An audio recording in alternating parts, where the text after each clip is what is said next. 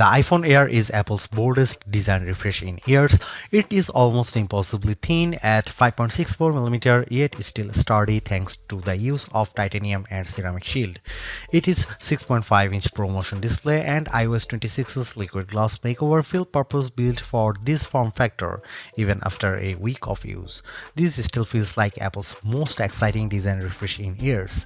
Battery life is solid, if not class-leading, and the single 48-megapixel camera limits flexibility, but for those who value design and portability above all else, it is sexy and stunning and maybe a new kind of pro. If you are following the Apple rumor cycle, we were all expecting an ultra-thin iPhone to be released, one that would potentially go thinner than the iPhone 6 or 6 Plus, be more stunning than the iPhone X, and offer a truly refreshed look and feel for the iPhone. The launch event's awe-dropping tagline set the bar high, and the iPhone Air cleared it with room to spare. It's not the first ultra-thin phone. The Galaxy S25 Edge measures in at 5.8mm, but it still feels as stunning, sleek, and sexy in my hand right now after living with it for a week as it did during my brief hands-on session following the launch event.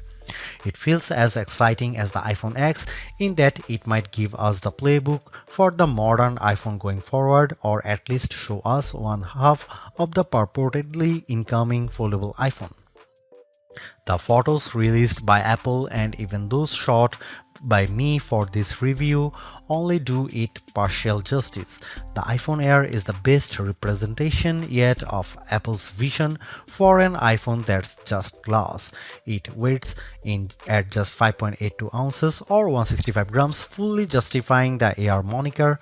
Much like the iPhone 17 or even Pro Max, it feels balanced, not too top heavy, not too bottom heavy. It's Goldilocks ergonomics. I don't know if I'd quite call it awe-dropping, but the thinness is the part that gets people excited.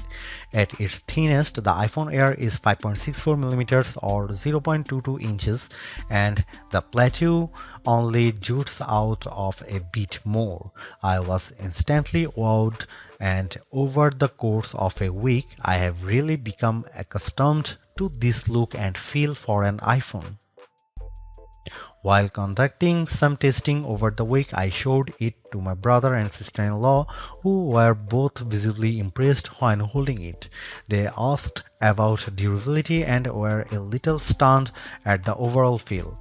Then came the questions about battery life and the camera, both of which I will address below, and whether the USB-C port was thinner.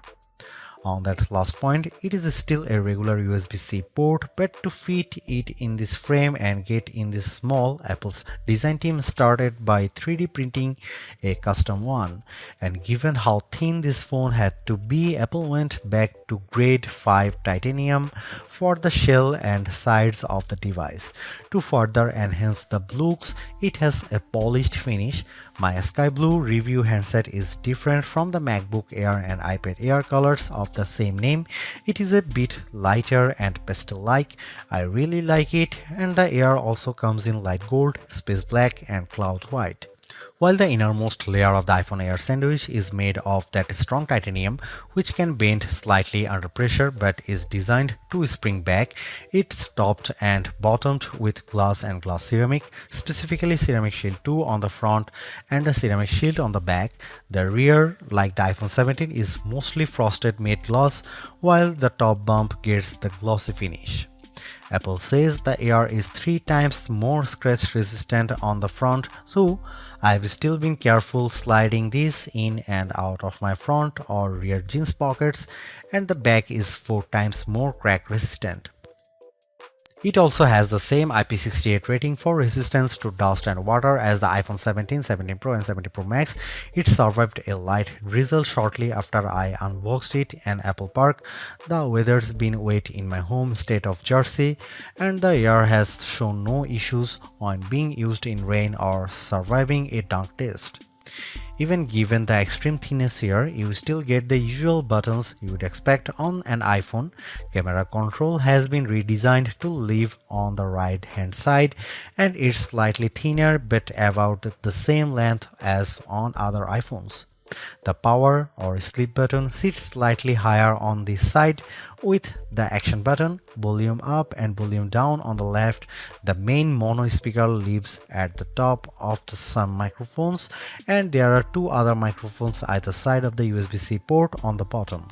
This design does, as mentioned, only leave room for a single camera and likely a smaller battery inside, but Apple has also dropped the SIM card slot worldwide and opted for eSIM to save some space.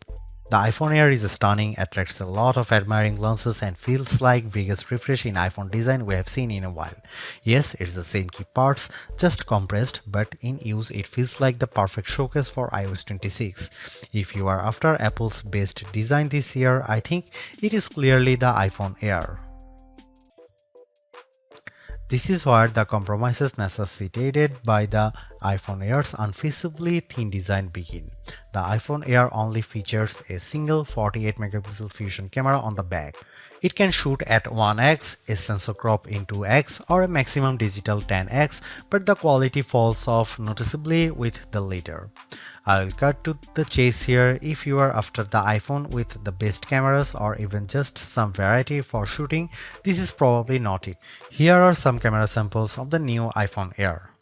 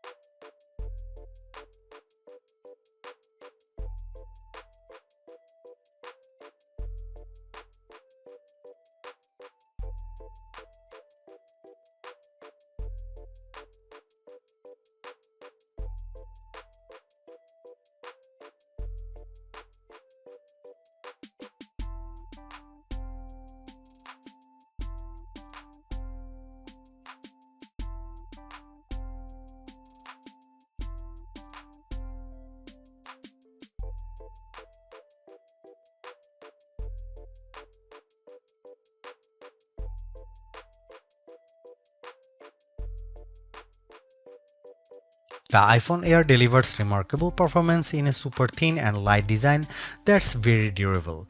I especially like getting A19 Pro power in something this compact, but you have to make some trade-offs for the steep $999 price.